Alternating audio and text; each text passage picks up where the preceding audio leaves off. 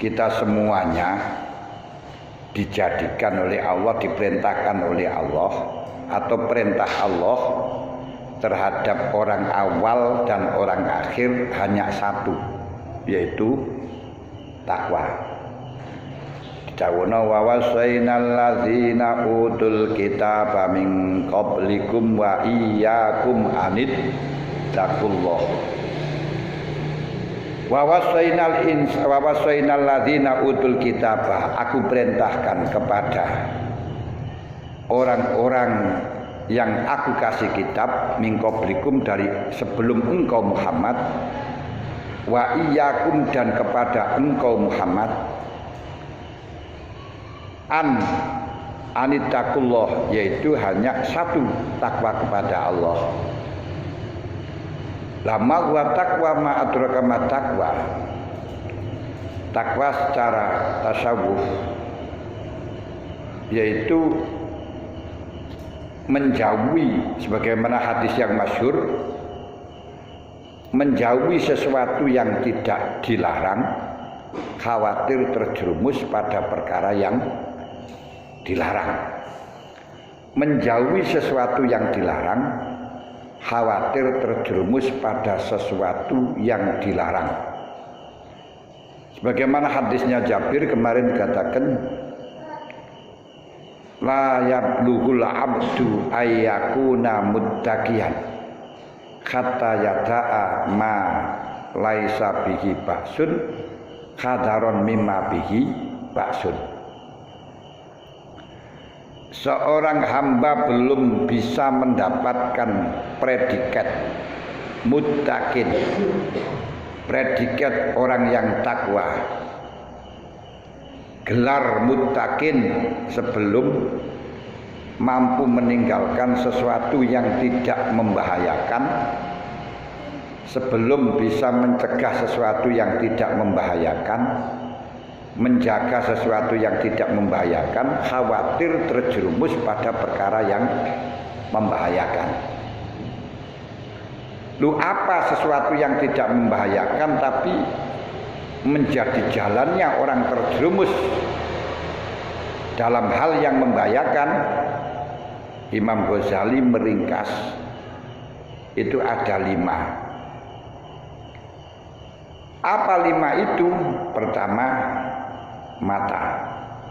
Mata itu adalah hal yang tidak membahayakan, karena mata bisa kita gunakan untuk membedakan antara barang hak dan batil, bisa gunakan untuk membaca Al-Quran, bisa kita gunakan untuk membaca kitab dan lain sebagainya.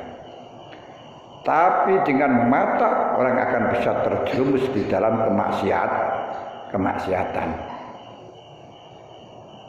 Karena maksiat itu pasti karena ada kehendak, pasti ada keinginan, pasti ada kesenangan. Lah senang itu tempatnya di hati. Hati bisa senang karena tahu karena melihat. Di mana tempatnya lintah dari sawah turun ke kali, di mana tempatnya cinta dari mata turun ke hati. Kedua, lesan. Walaupun sifat kita tidak melihat tapi bertanya, lesan tidak membahayakan, kita bisa gunakan zikir, kita bisa gunakan baca Al-Quran, tapi orang terpelosok bisa menjadi ngerasanin orang, bisa menyalahkan orang, melakukan kemungkaran, nyanyi dan lain sebagainya karena lesan. Ketiga, telinga. Tidak melihat, tidak bicara, tapi mendengarkan. Keempat, hati. Kelima, perut. Kemarin sudah disebutkan di dalam masalah hati, perlunya kita menjaga hati, karena hati adalah merupakan tempat melihat kepada Allah Ta'ala. Sehingga kita, yang dilihat oleh Allah Ta'ala adalah hati. Kita melihat Allah juga dengan hati. Yang dilihat oleh Allah, hati kita, bukan badan kita, bukan luar kita. Maka perlu kita bangun, perlu kita jaga, perlu kita bina. Nah, di dalam hati kita perlu menjauhi sifat-sifat mazmunah di dalam hati dan kita hiasi dengan sifat mahmudah. Sifat mazmunah termaki, tercacat, tercela di dalam hati itu ada 99, yang tentunya sebaliknya 99, tapi diringkas oleh Imam Ghazali, sumbernya pokoknya itu dari 4. Apa 4 itu? Pertama, tulul amal. Kita maksiat itu karena hati kita mempunyai keinginan, mempunyai harapan, mempunyai angan-angan masih hidup lagi, masih lama lagi. Kalau kita tidak tulul amal, tidak akan pernah maksiat dan takut kepada Allah. Tidak berani menunda-nunda taat, karena kita menunda-nunda itu masih punya keinginan, punya harapan masih hidup lagi. Wah, kan sholat tahajud sesuai lah. Loh, apa kalau besok itu kamu masih hidup? Ngerti lah ini. Nah, ini karena kita punya angan-angan tulul amal. Oleh karenanya di dalam masalah niki harus qasrul amal, sehingga tidak menunda-nunda di dalam masalah amal. Karena apa? Karena kita mungkin nanti sudah tidak ada kesempatan lagi. Ini pertama. Kedua, harus kita jauhkan dari ujlah, tergesa-gesa. Jangan ingin segera. Anda pokok semuanya keinginan tergesa-gesa segera, ini adalah setan. Ingin segera kaya, ingin segera pinter, ingin segera wusul kepada Allah, ingin segera mati, juga boleh juga. Ingin segera apa saja, semuanya keinginan segera, ingin segera sampai, itu setan. Kecuali 5 hal yang bukan dari setan, yaitu yang dari Allah. Lah, yang tentunya untuk menjauhkan daripada ujlah yakni segera, kita perlu sifati, kita perlu bersifatan dengan ta'anni, santai, serius tapi santai tapi serius. Bedakan antara santai dengan gelalu. Gelalu itu terlalu santai. Segala apapun yang terlalu jelek, apa yang terlalu mesti jelek. Nah, makanya harus dijauhkan dari ujlah, tapi harus bersifat dengan ta'anni tasabut. Sebelum kita masuk dalam segala sesuatu niku harus alon-alon, jangan tergesa-gesa. Ketiga, harus bersifatan, harus kita jauhkan dari hasud, yaitu tidak suka kalau ada orang lain sukses.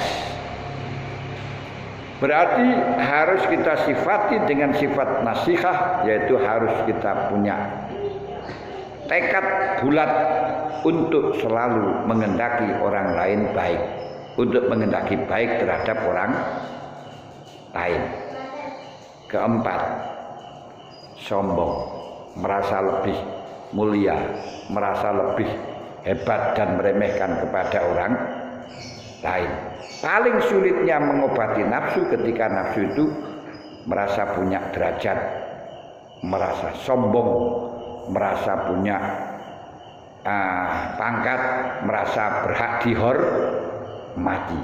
Oleh karenanya harus disifati dengan sifat tawadhu, yaitu merasa rendah, tapi bukan berarti merendah. Oleh karenanya Syekh At-Thaillah mengatakan kalau kita butuhnya orang taat terhadap khilmunnya Allah melebihi daripada butuhnya orang maksiat terhadap khilmunnya Allah. Karena dengan adanya taat ini rawan untuk berubah menjadi maksiat. Kok bisa taat bisa berubah menjadi maksiat? Dengan taat kita akan sombong. Itu berarti taat berubah menjadi maksiat. Dengan taat kita merasa punya kebaikan, ini menjadi maksiat. Dengan taat kita meremehkan orang lain, ini juga menjadi maksiat.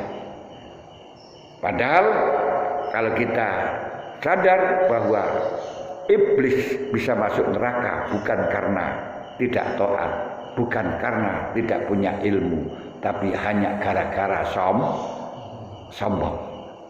Ini, Masya Allah. Nah, berarti kita merasa rendah. Biasanya merasa rendah itu gampang terjadi, gampang nyata ketika ahli maksiat. Sedangkan orang yang ahli maksiat merasa rendah, merasa tidak punya apa-apa, itulah termasuk disebut orang baik. Itu adalah orang yang merasa rendah. Makanya melebihi butuhnya pada sifat arisnya Allah ketika taat melebihi daripada ketika maksiat. Sebab ketika maksiat akan merasa rendah dan selalu merasa butuh pada Allah. Itu terakhir, hal yang bisa mengakibatkan bahaya tapi bukan bahaya, yaitu perut. Perlu kita jaga di dalam masalah perut, karena di dalam perut untuk menjauhi yaitu ada 3 hal. Sebab 1, untuk menghindari dari neraka jahanam. Allah Ta'ala mengatakan, innal ladzina ya'kuluna amwalal yatama zulman innama ya'kuluna fi butunihim nar wa sayaslawna sa'ira. Kedua, khawatir terjadi makan syubhat karena orang makan khawatir terjadinya makan haram dan syubhat. Sebab orang yang makan syubhat dan haram akan ditolak oleh Allah Ta'ala, tidak dikasih kesempatan untuk ibadah. Kita bayangkan, hanya karena kentut tidak boleh sholat, hanya karena junub tidak boleh sholat, padahal itu mubah, tidak boleh baca Quran. Ini menunjukkan betapa bersihnya Allah, apalagi ketika kita berlumuran perkara yang haram. Yang ketiga, bahwa makan barang haram dan syubhat akan terhalang daripada perbuatan baik. Kalau ternyata bisa melakukan kebaikan, akan ditolak oleh Allah Ta'ala. Fa ini tafaqala fil khair fa wa mardudun alaih ghairu maqbulin anhu. Sehingga yang terjadi hanya sulit, hanya payah, hanya sangsara. Sebagaimana dawuhnya Rasulullah, kam min qaimin laisa lahu min qiyamihi illa syahru wa kan min saimin laisa lahu min syamihi illa ju' wa dhama. Banyak orang yang sholat malam tapi pahalanya hanya lupa kula, hanya ngantuk. Sedangkan banyak orang yang puasa pahalanya hanya ju' dan haus. Ini menunjukkan kenapa hal itu terjadi, karena makanannya adalah barang haram dan syubhat. Ini kemudian kita kalau kita angan-angan akan menemukan di dalam yang ketiga dikhawatirkan terjadi fudul, yaitu makan yang berlebihan.